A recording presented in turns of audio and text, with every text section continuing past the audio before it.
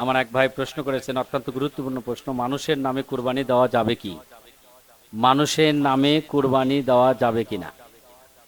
মানুষের নামে কেন, কোনো কিছুর নামেই কুরবানি দেওয়া দুরুস্ত হবে না। কুরবানি তো আলাদা বিষয়।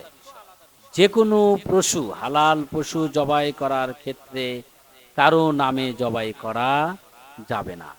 বরং যিনি জবাই করবেন আল্লাহর নামে জবাই করতে হবে।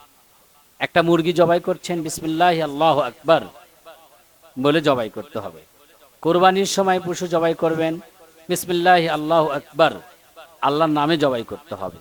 আর যিনি কোরবানি দিচ্ছেন তার পক্ষে, এই পক্ষে শব্দটা উল্লেখ করতে হবে, তবেই কোরবানি হবে। কেউ যদি অমকের পক্ষে কোরবানি আল্লাহর নামে দিচ্ছি, জবাই করতেছি এ কথা না বলে, তাহলে ওই ব্যক্তির কোরবানি দুরুস্ত হবে না, ঠিক হবে না। এই জন্যে বি কেয়ারফুল। যিনি জবাই করবেন কোরআন হাদিসের নিয়ম অনুযায়ী জবাই করবেন। আল্লাহ রাসূল সাল্লাল্লাহু আলাইহি ওয়াসাল্লাম বলেছেন, উত্তম হলো যে কোরবানি দিবে সে জবাই করবে। সে যদি জবাই করতে অভিজ্ঞ না হয়, তাহলে অন্য একজনকে দিয়ে জবাই করতে পারেন। তবে বিসমিল্লাহি আল্লাহু আকবার এ বলেই জবাই করতে হবে।